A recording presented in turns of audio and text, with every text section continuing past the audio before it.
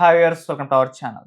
So, ఇవాళ నిర్మలా సీతారామన్ గారు కేంద్ర బడ్జెట్ ప్రవేశపెట్టారు గదా! మరి రాష్ట్రాల వైపు చూసుకుంటే మెయిన్‌గా అంటే ఎన్‌డీఏ కూటమిలో ముఖ్య పార్టీలుగా ఉన్న ఇటు జేడీయూ, బీహార్ అండ్ ఆంధ్రప్రదేశ్ చంద్రబాబు నాయుడు గారు తెలుసు.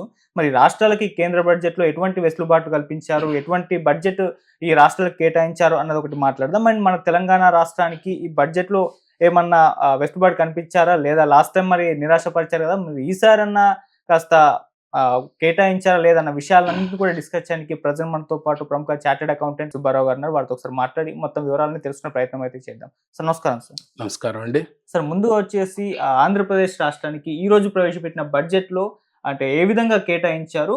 ఏమైనా వెసులుబాటు కనిపించారా? ఎందుకంటే మెయిన్‌గా ఉన్నారు టీడీపీ పార్టీ ఎన్‌డీఏ కూటమిలో కూడా మనం చూసాం. లాస్ట్ టైమ్ చాలా అద్భుతంగా ఆంధ్రప్రదేశ్‌కు కేటాయించారు. మరి ఈ సంవత్సరం అంటే ఈ బడ్జెట్‌లో ఏ విధంగా ఉన్నాయి సార్ పరిస్థితులు? హ్మ్. ఈ 2025 బడ్జెట్, 2025 బడ్జెట్ అంటే హ్మ్. 2025-26 బడ్జెట్. Okay sir. ఈ 2025-26 బడ్జెట్‌కి సంబంధించి హ్మ్. ఈరోజు ఏదైతే పార్లమెంట్‌లో 11:00కి మన ఫైనాన్స్ మినిస్టర్ నిర్మలా సీతారామన్ గారు ప్రవేశపెట్టారో, ఈ హ్మ్. బడ్జెట్ ప్రవేశపెట్టక ముందే ఎస్పెషల్లీ మన తెలుగు స్టేట్స్ ఏదైతే ఉన్నాయో ఆంధ్రప్రదేశ్ గాని, తెలంగాణ గాని ఈ స్టేట్ ముఖ్యమంత్రులు, మిగతా మంత్రులు ఎళ్ళటం, వాళ్ళకి చాలా రిప్రజెంటేషన్స్ ఇచ్చారు. ఎందుకంటే లాస్ట్ ఇయర్‌లో ఏపీకి కొంత అలొకేషన్ జరిగినా, but when compared to others Bihar స్టేట్స్‌తో పోల్చుకుంటే లాస్ట్ బడ్జెట్‌లో కూడా అంత ప్రాపర్ అలొకేషన్ జరగలేదు కాబట్టి, చాలా డిసెంట్ ఉంది కాబట్టి, దానికి ఇన్ అడ్వాన్స్‌గా ఏం చేశారంటే ఈసారి అలాంటి ఇష్యూస్ రాకుండా ముందే హుహు. ఎళ్ళటం, స్టేట్స్ వచ్చేసి సీఎంలో వాళ్ళు రిప్రజెంటేషన్ ఇవ్వడం జరిగింది. హ్మ్. బట్ ఈ బడ్జెట్ ప్రెజెంట్ చేసినప్పుడు నిజంగా ఈళ్ళు ఏదైతే అడిగారో అయి నిజంగా ఆళ్ళకి దక్కాయా? దక్కలేదా? అనేది మనం ఒక్కసారి ఈ బడ్జెట్ స్పీచ్ ఏదైతే నిర్మలా సీతారామన్ గారు మోర్ థాన్ 1 అవర్ స్పీచ్ ఇచ్చారు. హ్మ్. ఈ స్పీచ్‌లో మోస్ట్ ఆఫ్ ద కేస్ ఏందంటే నార్మల్‌గా ఏ స్టేట్‌కి అలొకేషన్ ఉన్నా గాని ఈచ్ అలొకేషన్‌ని ఫైనాన్స్ మినిస్టర్ గారు చదవరు. హ్మ్.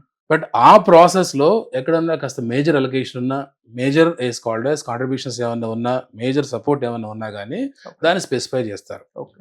ఆ బడ్జెట్ స్పీచ్‌లో మోస్ట్ ఆఫ్ ద కేసెస్ నువ్వు క్లియర్‌గా బడ్జెట్ స్పీచ్ అబ్జర్వ్ చేస్తే హ్మ్. ఎక్కడ, ఎక్కడ నిర్మలా సీతారామన్ గారు తెలుగు రాష్ట్రాల గురించి ఐదర్ ఏపీ గాని, ఆంధ్రప్రదేశ్ గాని, లేకపోతే తెలంగాణ గురించి గాని ఒక మాట మాట్లాడలేదు. హ్మ్. అంటే ఆమె నోటి ద్వారా తెలంగాణ స్టేట్ లేకపోతే ఆంధ్రప్రదేశ్ స్టేట్ అనేది ఆ 2 రాలేదు. ఓకే. బట్ అది ఈ 2 స్టేట్స్ గురించి చెప్పలేదు. మిగతా ఏ స్టేట్స్ గురించి చెప్పలేదనుకోవడానికి బీహార్ గురించి కొన్నిసార్లు ఆమె చెప్పడం జరిగింది. ఓకే. బీహార్‌కి ఎలాంటి స్టేట్ కేటాయించామనేది చెప్పడం జరిగింది. ఈ కాంటెక్స్ట్‌లో మనం ఒకసారి అబ్జర్వ్ చేస్తే ఏదైతే, ట్రెడిషనల్‌గా లేకపోతే పాస్ట్ ఎక్స్‌పీరియన్స్ ప్రకారం ఎక్కడైతే ఎలక్షన్స్ ఉన్నాయో, ఆ ఎలక్షన్ స్టేట్స్‌కి ఏమన్నా గవర్నమెంట్ కొంత ఏమన్నా ఫేవరబుల్‌గా బడ్జెట్‌లో ప్రపోజల్స్ పెడుతుందా అనేది అనుమానం వస్తుంది. నెక్స్ట్ కమింగ్ ఎలక్షన్స్ ఎక్కడెక్కడ ఉన్నాయి మనకి బీహార్‌లో ఉన్నాయి, వెస్ట్ బెంగాల్‌లో ఉన్నాయి, అస్సాంలో ఉన్నాయి, తర్వాత కేరళ ఉంది, తమిళనాడు ఉంది.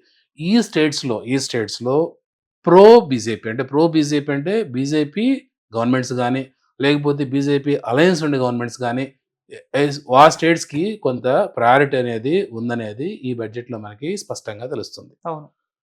టోటల్ ఈ బడ్జెట్ హ్మ్. ఇంతకుముందు ఆల్రెడీ మనం ఇది చెప్పాము. ఎప్పుడు హ్మ్. ఏందంటే ఈ బడ్జెట్ వచ్చేసి ఆల్‌మోస్ట్ ఆల్ 50,000 క్రోర్స్ 65 345 క్రోర్స్‌తో బిగ్ బడ్జెట్ పెట్టారు. ఓకే. అంటే ఆల్‌మోస్ట్ ఆల్ సారీ 50,65,345 క్రోర్స్‌తో ఈ బడ్జెట్ అనేది ప్రెజెంట్ చేశారు. హ్మ్. 50,00,000 సెంట్రల్ గవర్నమెంట్ బడ్జెట్ క్రాస్ అవ్వడం అనేది ఇదే మొదటిసారి. ఈ ప్రాసెస్‌లో మొదటగా మనం ఏం చేద్దామంటే తెలంగాణ చూద్దాం. ఓకే. ఎందుకంటే మనం తెలంగాణ స్టేట్‌లో ఉన్నాం కాబట్టి తెలంగాణ చూద్దాం. హ్మ్. తెలంగాణ డిమాండ్స్ ఏంటి?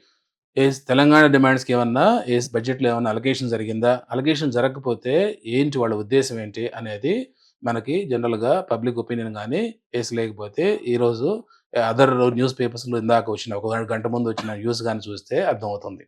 నార్మల్‌గా ఏం చేశారంటే ఈ సీఎం గౌరవనీయులు రేవంత్ రెడ్డి గారు హ్మ్. సెంట్రల్ గవర్నమెంట్ దగ్గరికెళ్ళటం, రిప్రజెంటేషన్ ఇవ్వటం, మాకు ఏదైతే సెంట్రల్ నుంచి అలొకేషన్ అవ్వాల్సిన ఫండ్స్ ఏదైతే 30,000 క్రోర్స్ ఉన్నాయో అయి కూడా ఇంకా రాలేదు మాకు లాస్ట్ ఇయర్‌కి సంబంధించి. అయి కొంచెం చేస్తే మేమేందంటే స్టేట్స్‌లో కొంత మా స్టేట్‌లో మేము ఇంప్రూవ్‌మెంట్ చేసుకోవచ్చనేది రిప్రజెంటేషన్ ఇవ్వడం జరిగింది. దాంతో పాటు ఆయన ప్రైమరీగా ఏందంటే ఈ ఇన్‌ఫ్రాస్ట్రక్చర్ ప్రాజెక్ట్స్ ఏదైతే ఉన్నాయో మనకు తెలుసు ఇప్పుడు. ప్రపోజ్డ్ ప్రాజెక్ట్స్ ఏంటి ఎస్పెషల్లీ ట్రిపుల్ ఆర్ ఉంది. హ్మ్. ఈ ట్రిపుల్ ఆర్ ప్రాజెక్ట్ అనేది ఇట్స్ ఎ బిగ్ ప్రాజెక్ట్ అన్నమాట. దీనికి ఫండింగ్ అనేది స్టేట్ గవర్నమెంట్ చేయలేదు. సెంట్రల్ నుంచి అసిస్టెన్స్ కావాలి, సపోర్ట్ చేయాలనేది ఒక రిప్రజెంటేషన్ ఇవ్వడం జరిగింది. దీంతో పాటు ఏదైతే Musi cleaning project, Musi river front development corporation ఏదైతే ఉందో, దానికి కూడా ఆ ప్రాసెస్‌లో కొంత మీరు మాకు అలొకేషన్ చేయాలి, కొంత అసిస్టెన్స్ చేయాలనేది అడగడం కూడా జరిగింది. ఓకే. మూడోది metro rail. Metro rail second phase, third phase ఇట్లా మల్టిపుల్ రూట్స్‌లో వాళ్ళు ప్లాన్ చేసుకోవడం జరిగింది. ఈ మెట్రో రైలుకి సంబంధించి కూడా కొంత ఇవ్వాలి మీరు, గవర్నమెంట్ సపోర్ట్ రావాలి అనేది ఈళ్ళు అడగడం జరిగిందనమాట. ఓకే. సో, దీంతో పాటు ఏందంటే ఇక్కడ ఏపీ రీఆర్గనైజేషన్ యాక్ట్‌లో హ్మ్. గవర్నమెంట్ తెలంగాణకి రావాల్సిన కొంత అలొకేషన్స్ ఉన్నాయి. ఓకే. ఆ అలొకేషన్స్ గురించి కూడా ఏందంటే సీఎం రేవంత్ రెడ్డి గారు అడగడం జరిగింది. బట్ దాని గురించి కూడా ఈ బడ్జెట్‌లో ఎలాంటిది చేయలేదు. హ్మ్. దీంతో పాటు ప్రెజెంట్ ఏందంటే ఇక్కడ హైదరాబాద్ అనేది సిటీ పెరిగిపోతా ఉంది. హ్మ్. హైదరాబాద్ పాపులేషన్ పెరిగిపోతా ఉంది. అవును. ఏదైతే డ్రింకింగ్ వాటర్ ఫెసిలిటీ హైదరాబాద్‌కు ఉందో అది కృష్ణా రివర్ నుంచి గానీ, లేకపోతే గోదావరి నుంచి గానీ, అది present Hyderabad drinking water facility water రిక్వైర్మెంట్‌ని ఫుల్‌ఫిల్ చేయలేకపోతుంది. హ్మ్. ఆ ప్రాసెస్‌లో నెక్స్ట్ ఫేజ్‌లో గోదావరి వాటర్‌ని హైదరాబాద్‌కు తీసుకురావాలి హ్మ్.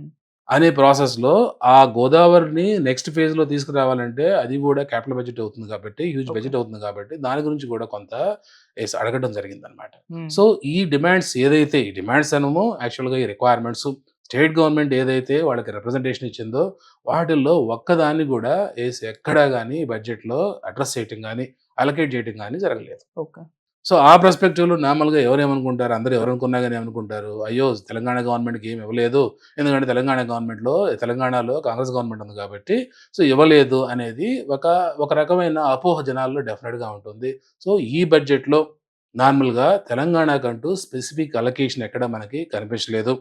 ఓకే. ఇంకా ఏమన్నా మనం డీటెయిల్డ్‌గా టోటల్ బడ్జెట్ డాక్యుమెంట్స్ అంతా డీటెయిల్‌గా చదివితే ఎక్కడన్నా చిన్న చిన్న మైనర్ అలొకేషన్స్ ఉన్నాయే గానీ, హ్మ్. అప్పరెంట్‌గా ఎక్కడైతే ఫైనాన్స్ మినిస్టర్ స్పీచ్ ఇచ్చారో, ఆ స్పీచ్‌లో గానీ, హ్మ్.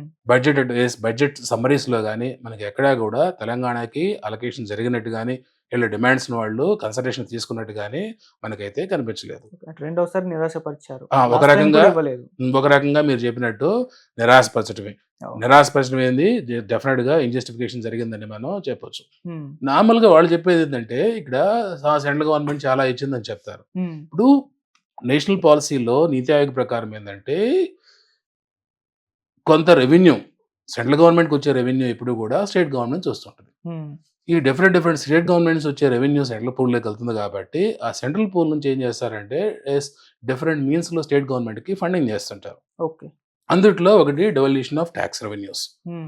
అంటే ఏదైతే ఇన్‌కమ్ టాక్స్ ఉంది. ఇన్‌కమ్ టాక్స్ ఎక్కడికి పోతుంది? ఈ స్టేట్‌లో నేను ఇన్‌కమ్ టాక్స్ కట్టినా, ఆంధ్రప్రదేశ్‌లో ఇంకొకరు కట్టినా, కేరళలో ఇంకొక ఎస్సీ టాక్స్ కట్టినా, ఆ టాక్స్ ఎవరు కలెక్ట్ చేస్తారు అదంతా? సెంట్రల్ గవర్నమెంట్ కలెక్ట్ చేస్తుంది. ఓకే. బట్ ఆ టాక్స్ ఇన్‌కమ్ ఎక్కడి నుంచి జనరేట్ అయింది? తెలంగాణలో జనరేట్ అయింది. హ్మ్. అంటే ఏదైతే ఇన్‌కమ్ టాక్స్ ఇండివిడ్యువల్ తెలంగాణలో ఉంటూ, తెలంగాణలో ఆదాయం సంపాదించుకొని దాని మీద టాక్స్ కడతాడో, ఆ టాక్స్‌లో తెలంగాణకి షేర్ ఉంటుంది. హ్మ్. ఆ షేర్ ఉన్నప్పుడు ఏం చేస్తారు? ఒక నీతి ఆయోగ్ ఫార్ములా ఉంటుంది. ఇంతకుముందు ఫైనాన్స్ కమిషన్ ఉండేది. 15థ్ ఫైనాన్స్ కమిషన్ అని. ఇప్పుడు ఓకే. నీతి ఆయోగ్ అయింది. వాళ్ళు ఏదో ఒక ఫార్ములా డిఫైన్ చేసి ఔట్ ఆఫ్ దట్ 30-42% వచ్చేసి ఆ పూల్ నుంచి స్టేట్స్‌కొచ్చేసి డిఫరెంట్ కాలిక్యులేషన్స్ ప్రకారం డిస్ట్రిబ్యూట్ చేస్తుంటారు. ఓకే. అది తెలంగాణకి ఇచ్చేది కాదు. ప్రతి స్టేట్‌కి ఇవ్వాలి. It's mandate as per the constitution. Hmm. So, అది జరుగుతుంది. దీంతో పాటు ఏమొస్తుందంటే సెంట్రల్లీ స్పాన్సర్డ్ స్కీమ్స్ కొన్ని ఉంటాయన్నమాట. ఇప్పుడు ఓకే. నరేగా ఫండ్స్ ఉన్నాయి. పనికి ఆహార పథకం స్కీమ్స్ ఉన్నాయి. హ్మ్. అందులో సెంట్రల్ స్పాన్సర్ స్కీమ్ వాటికి ప్రతి స్టేట్‌కి ఇచ్చినట్టే ఈ స్టేట్‌కి కూడా ఇస్తుంది. ఓకే. తర్వాత ఫైనాన్స్ కమిషన్ ఎయిడ్స్ అనమాట. ఎయిడ్ ఉంటదనమాట. ఎయిడింగ్ హ్మ్. గ్రాంట్ ఉంటుంది. ఈ హ్మ్. గ్రాంట్స్ కూడా ఏందంటే అన్ని స్టేట్స్‌తో పాటు ఈ స్టేట్‌కి కూడా ఇస్తుంది. ఓకే. ఇట్లా కామన్‌గా ప్రతి స్టేట్‌కి ఏదైతే సెంట్రల్ గవర్నమెంట్ ఫండ్ ఇస్తుందో హ్మ్. ఆ ఫండ్ తప్పించి హ్మ్. స్పెసిఫిక్‌గా ఈ బడ్జెట్‌లో తెలంగాణ గవర్నమెంట్‌కి, తెలంగాణ స్టేట్‌కి ఏమీ బడ్జెట్ నుంచి అలొకేట్ జరిగినట్టు మనకు అపరెంట్‌గా కనిపించట్లేదు. ఓకే. డెఫినిట్‌గా ఇది కాస్త కాదు చాలా ఇబ్బంది పెట్టే విషయమే. ఎందుకంటే ప్రోగ్రెసివ్ స్టేట్ ఉంది. హ్మ్. డివిజన్ అయింది. ఇక్కడ హ్మ్. స్టేట్‌లో కొన్ని సమస్యలున్నాయి. కొన్ని ఇరిగేషన్ ప్రాజెక్ట్స్ టేకప్ చేయడం జరిగింది. ఓకే. ఒక డెడ్ బర్డెన్ ఉంది స్టేట్‌లో. మీరు ఫైనాన్షియల్ అసిస్టెన్స్ ఇవ్వకుండా, మీరు సపోర్ట్ చేయకుండా స్టేట్ ఎట్లా ముందుకు పోతుంది? అవును. ఒక పక్క రాష్ట్రం యెస్ సర్ప్లస్ బడ్జెట్ నుండి డెఫిసిట్ బడ్జెట్‌కొచ్చింది తెలంగాణ. హ్మ్. ఎందుకొచ్చిందంటే బిగ్ ఇరిగేషన్ ప్రాజెక్ట్స్ తీసుకున్నారు. కాళేశ్వరం గాని పెద్ద ప్రాజెక్ట్స్ తీసుకున్నారు. ఇంతకుముందు గవర్నమెంటు. So, okay. ఆ ప్రాజెక్ట్స్ ప్రొడక్టివిటీ ఎంత అయిందనేది అది సెకండ్ మ్యాటర్. హ్మ్. దానివల్ల ఏమైంది? ఎక్స్‌టర్నల్ బారోయింగ్స్ తీసుకొచ్చి, అప్పులు చేసి, ఆ ప్రాజెక్ట్‌లో ఇన్వెస్ట్‌మెంట్ చేసి, స్టేట్ వెల్‌ఫేర్ కోసం చేయడం జరిగింది. ఓకే. ఇప్పుడు సెంట్రల్ గవర్నమెంట్ ఆదుకోకపోతే ఎక్కడొస్తది రెవెన్యూ? అందువల్ల ఈ ప్రాసెస్‌లో తెలంగాణకి కొంత ఇంజస్టిఫికేషన్ జరిగిందనేదే మనం చెప్పుకోవచ్చు. Okay. Thank you so much sir. Thank you.